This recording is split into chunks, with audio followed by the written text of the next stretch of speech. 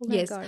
अच्छा, मैं आपको एक ओसीडी का बड़ा इंटरेस्टिंग आपको केस बताती हूँ और ये भी बताती हूँ कि ओसीडी जो है वो आपको किस तरह से अफ़ेक्ट कर सकता है। ओसीडी आप जानती हैं ऑब्सेसिव कंपल्सिव डिसऑर्डर है।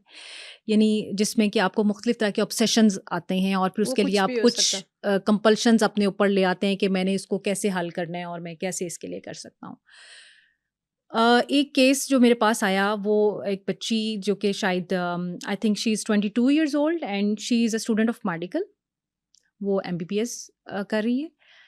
अब आप सोच सकती हैं कि मतलब खुद जो डॉक्टर बन रहा हो उसका तो अपना लेवल तो बहुत अच्छा होगा। आप कैसे सोचेंगे कि वो किस तरह की सिचुएशन में बिल्कुल, जाएगा? बिल्कुल, बिल्कुल, बिल्कुल। वही वाली बात कि नॉलेज तो इतना है, इन्फॉर्मेशन तो इतनी है। अब उसका ऑब्सेशंस क्या थे? उसके ऑब्सेशंस उसके मोबाइल से रिलेटेड थे। हुँ, उसने कहा मुझे ऐसा लगता है कि ये जो मोबाइल के अंदर कैमरा लगा हुआ है ना, क्योंकि उसने कहीं ये सुन लिया कोई स्टोरी कि जो सोशल मीडिया है ना ये हर वक़्त हमारी इन्फॉर्मेशन ले रहा है और किसी भी टाइम को लीक हो सकती है। हाँ, एग्ज़ैक्टली, एग्ज़ैक्टली, एग्ज़ैक्टली। ठीक है? और it can harm to us, ये हमारी हुँ, कोई भी इन्फॉर्मेशन लीक कर देगा और कोई भी ऐसा केस हो जाएगा कि जो है ना वो हमें हम हमारी इन्फॉर्मेशन लीक होके हम उसके ऊपर चले जाएँगे। हुँ, तो उसने अपने मोबाइल के ऊपर यहाँ कैमरा जहाँ होता है उसके ऊपर उसने टेप किया हुआ है और वो कहती है कि मेरे मोबाइल में कोई भी सोशल मीडिया ऐप मौजूद नहीं है। मेरे पास कोई इंस्टाग्राम नहीं है, मेरे पास कोई फ़ेसबुक नहीं है, ट्विटर नहीं है, जो भी सोशल मीडिया ऐप्स हैं। कहती इवन व्हाट्सऐप भी मैं नहीं कर पाती अपने मोबाइल में। हालाँकि इस टाइम शदीद ज़रूरत है ना कि आपको कनेक्टिविटी में बिल्कुल, रहने बिल्कुल, के लिए, बिल्कुल। हर चीज़ के लिए जो है ना वो ज़रूरत है। क्योंकि उसको लगता है कहती इवन कि मैं मोबाइल जो है, अब रात को सोते हुए अपने बेड के नीचे रख के सोती हूँ। ओह! अगर मैं बैठी हूँ तो मेरा कोशिश होगी मेरा मोबाइल वहाँ पे पड़ा हो, 5 फुट के फासले से मेरे पे पड़ा हो। अब आप सोचेंगे उसकी ज़हनी हालत क्या हो चुकी होगी। हर वक़्त हुँ, आपके ज़हन में ये घूमता रहे कि मेरा जो मोबाइल है ना, इसमें से कोई मेरी इन्फॉर्मेशन आप मोबाइल छोड़ भी नहीं सकते क्योंकि आपके नोट्स, आपकी रीडिंग मटीरियल्स, आपके कनेक्शंस, हर चीज़ तो उसमें है। मोबाइल में। So it can be like in any form, आपके साथ किसी भी सूरत-ए-हाल में हो सकती है। कंटामिनेशन तो आपने बहुत कॉमन सुनी होगी ना, बार-बार हाथ धोने वाली बिल्कुल, सिचुएशन हो रही हो। बिल्कुल, अच्छा, हमें बिल्कुल। ये वैसे लगता है बड़ी कॉमन सी बात है, लेकिन जो इंसान इसमें से सफ़र कर रहा होता है ना, आहाहा! आप उसको उसके तो बारे में बहुत सोचें कि प्रॉब्लम वो किस होती कदर है। अज़ियत में से गुज़र रहा होता है। ऐसे ही है। उसके घर में सब कुछ ठीक भी पड़ा होता है, उसके दिमाग में चल रहा होता है, नहीं वहाँ हाँ। पे वॉस वो सही नहीं पड़ा हुआ। ऑर्गेनाइज़र्स होते हैं। एग्ज़ैक्टली। उन्हें हम ऑर्गेनाइज़र्स कहते हैं, सम आर काउंटर्स। हाँ, कुछ ये ओसीडी होती है जो काउंटर्स होते हैं, बार-बार गिनना, गिनना। ठीक है? चेक करना, सम आर चेकर्स कि जैसे खिड़की बंद कर दी कि नहीं कर दी, दरवाज़ा बंद कर दिया कि नहीं कर दिया, चूल्हा बंद कर दिया कि नहीं कर दिया, मैं गाड़ी का दरवाज़ा बंद करके आया कि नहीं आया। हमारे हुँ, कोलीग थे वो 10 दफ़ा जाते थे गाड़ी को देखने कि मैंने बंद हुँ। कर दिया या नहीं कर दिया। अच्छा, ये ओसीडी भी बहुत टाइप्स का है। येस, रिलेशन ओसीडी भी है, किसी को बिल्कुल। सफाई का बड़ा जी होता है कि मैंने कंटामिनेशन ओसीडी वो उसे हमने कहते हैं। सफाई हाँ। करनी है। बिल्कुल, बिल्कुल, कि बिल्कुल। आपका मतलब हाथ कहीं लग गया है तो जब तक आप हाथ धो नहीं लेंगे तब तक आप जो है ना वो आपको सुकून नहीं मिलेगा। गले नहीं मिल सकते भई, वो लोग हाथ नहीं मिला सकते। इस कदर प्रॉब्लम में होते हैं वो। फिर इसी तरह से जैसे मैंने आपको कहा कि ये इवन आपको पता है डोनाल्ड ट्रंप जो है उसे भी काइंड ऑफ ओसीडी है। वो भी हुँ, कंटामिनेशन ओसीडी में मतलब उनको बड़ा मुश्किल लगता है कि मैं किसी से सलाम दुआ लूँ या हाथ मिलाऊँ। तो हुँ। दे ही अवॉइड लाइक दिस। सो ये बहुत सारे लोग हैं, यानी आप ये कह लीजिए कि हम में से जो 4 में से 1 लोग हैं ना, 1% लोग हैं।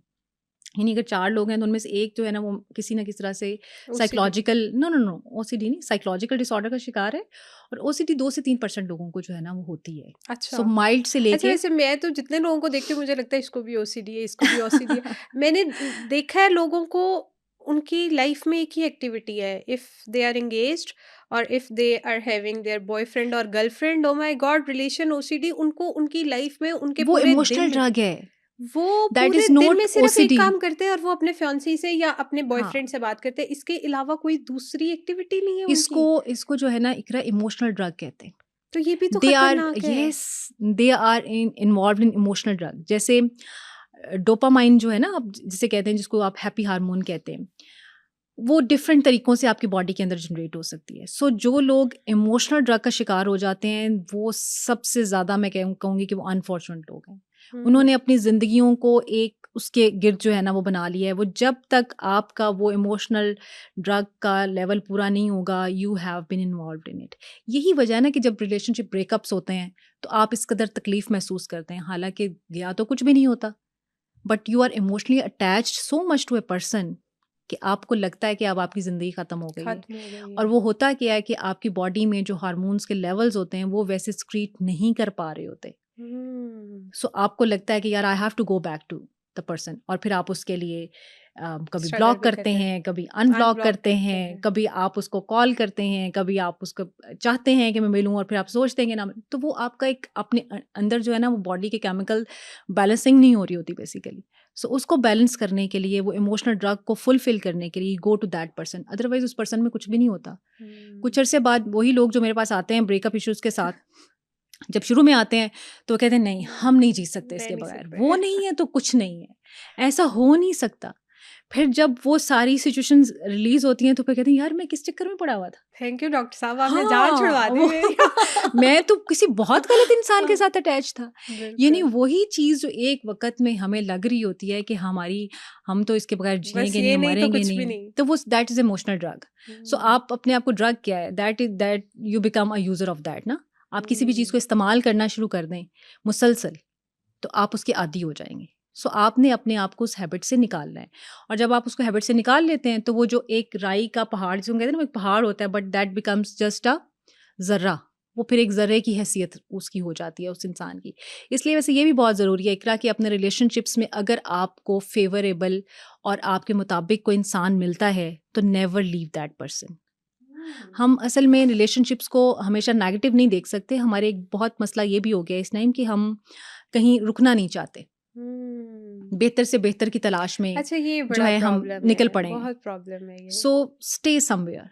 अगर आपको कोई अच्छा इंसान मिलता है तो आप उसके लिए स्टे करें। अच्छा, फिर उसमें भी एक प्रॉब्लम है। उसमें प्रॉब्लम ये है कि जब आपकी किसी के साथ अंडरस्टैंडिंग डेवलप हो जाती है, साइकोलॉजिकली हम क्या करते हैं, जब आपकी किसी के साथ बॉन्डिंग और अंडरस्टैंडिंग डेवलप हो जाती है, तो आप उस इंसान को एक रूटीन की तरह बना लेते हैं।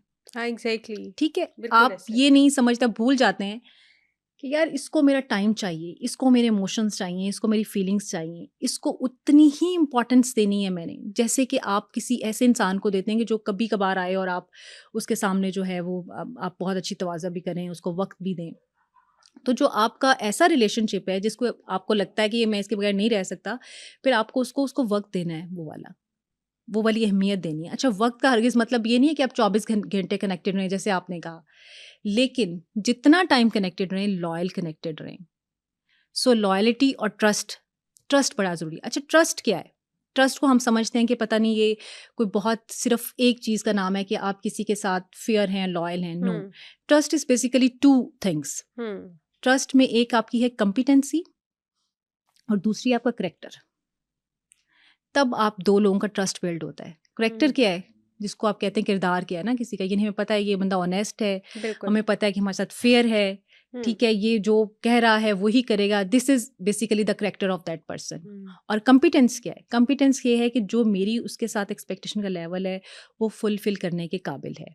और जो हमारे मेंटल हेल्थ डिसऑर्डर्स हैं, वो बेसिकली इस कॉम्पिटेंसी में फ़ॉल करते हैं। फ़ॉल कि करते हैं। हम किसी की इमोशनल नीड्स को फुलफ़िल नहीं कर पा रहे, हम उसकी जो रिलेशनशिप की रिक्वायरमेंट्स हैं, उसके मुताबिक पूरे नहीं उतरते। यानी जब हमें किसी की ज़रूरत है, तब तो हम किसी को रीच आउट कर लें, लेकिन जब लेकिन अगले जब दूसरे को ज़रूरत हम है, कहते हैं नहीं। तो हम कहते हैं हम अवेलेबल नहीं हैं।